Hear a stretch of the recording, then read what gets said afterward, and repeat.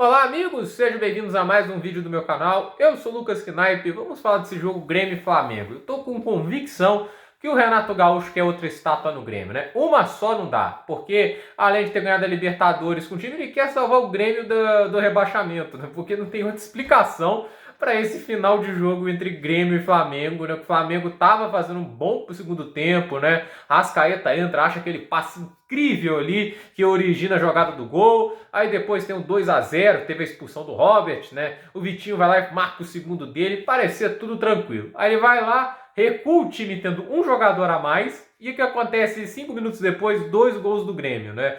Logo no lance após o gol, né? Na saída de meio campo, o Grêmio fez uma jogada bem organizada até, conseguiu lá o gol do Borja. E depois o gol do Ferreirinha, um belíssimo chute, né? Acho que até tem um desvio antes que acaba matando o goleiro do Flamengo. O fato é que o Flamengo deixou uma vitória escapar tendo um jogador a mais, e esse tipo de situação não pode ser admitido em hipótese nenhuma, né?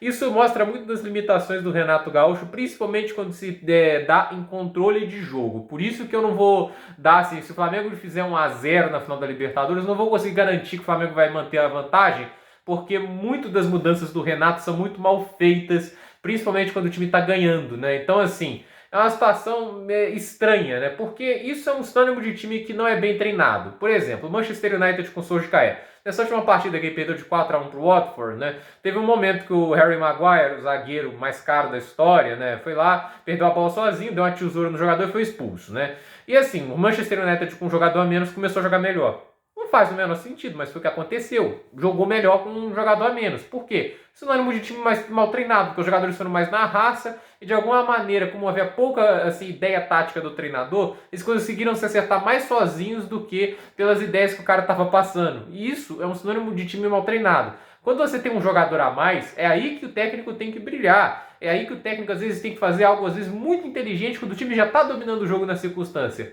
Nada.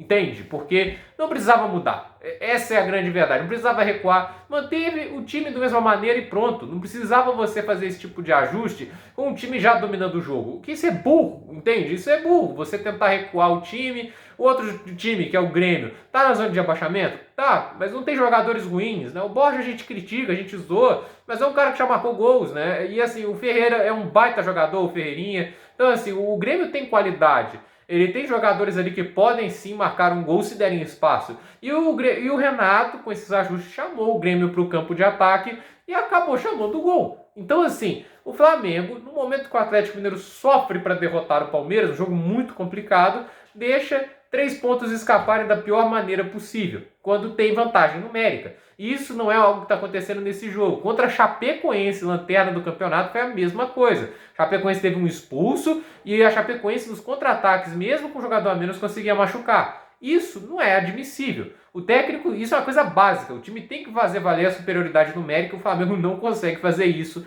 e isso assusta. E isso daí é um sinônimo para mostrar também, né? Eu acho que assim, é para mostrar para as pessoas que os erros de arbitragem não estão tirando o título do Flamengo. É ele mesmo. Acho que essa é algo necessário para se falar, porque tem jornalistas aí, o Mauro César, que desde que saiu da ESPN virou um personagem caricato para ficar só defendendo o Flamengo de maneira clubista. Ele faz suas críticas e tudo isso, ele não é um cara tão assim exagerado, mas ele deixou de ter uma imparcialidade jornalística, né? E assim, cara, o Flamengo, ele tá perdendo esse campeonato muito mais por incompetência própria, por deixar pontos escaparem em situações mais fáceis. Óbvio que erros de arbitragem vão interferir, mas não tem regularidade. O Atlético Mineiro, por mais que tenha seus problemas também, ele tem mais regularidade, consegue fazer a superioridade dele valer mais que a do Flamengo. E foi assim durante boa parte da temporada. Então, assim, eu acho muito errado jogar a culpa na arbitragem por causa disso, porque não foi a arbitragem que fez o Flamengo perder essa vitória, entende? Foi os ajustes errados do Renato. E isso desde o início do campeonato, quando o Rogério Ceni fazia péssimas montagens de defesa, péssimo treinamento para defesa de bola aérea. Então, assim, existe justificativa para o Flamengo estar atrás no Campeonato Brasileiro que não seja erros de arbitragem. E esse jogo é uma amostra disso, né? E pelo lado do Grêmio, cara, é uma esperança que dá, assim, essa empate, pela circunstância que teve, porque mostrou resiliência, entende? O time não desistiu do jogo, continuou lutando. Isso é uma coisa admirável. Numa situação dessa, normalmente o time desmorona. E eles continuaram lutando. Isso a gente tem que dar também o mérito ao Wagner Mancini, que possivelmente motivou o time a continuar acreditando mesmo nessa situação complicada. Agora, era um jogo que eles tinham que ganhar, porque o Grêmio sabia que o Flamengo ia vir com um time reserva, poupando-se para a final da Libertadores. Então, assim, era um jogo que o Grêmio tinha com tudo para vencer. Fez um bom primeiro tempo, mas acabou não marcando o gol. E na situação adversa, conseguiu até buscar um empate, mas não é um ponto que salva o Grêmio nesse momento. O Grêmio vai para 36 pontos, fica 3 pontos do Bahia, e, se não me engano fica a 4 do Juventude. Então, assim, ele é obrigatório a vencer o Bahia e vai ter que arrancar pontos ou contra o Corinthians ou contra o Atlético Mineiro. Essa não é a situação ideal. Para mim, o Grêmio pode vencer o Corinthians. Acredito até que isso possa acontecer, mas não tem garantias nenhumas de que isso vai acontecer, entende? O Grêmio é um time que até agora tem 10 vitórias, mas tem 18 derrotas nesse Campeonato Brasileiro. E não tem sido um time de solidez, ele não tem sido um time confiável. Então, assim, a vitória contra o Bahia é absolutamente obrigatória se eles quiserem escapar. Se não ganhar do Bahia, para mim acabou, porque eu não consigo acreditar no Grêmio vencendo o Atlético e o Corinthians, que a situação é complicada, tem 9 pontos em disputas para o time gaúcho e eles têm que tirar uma desvantagem de 4.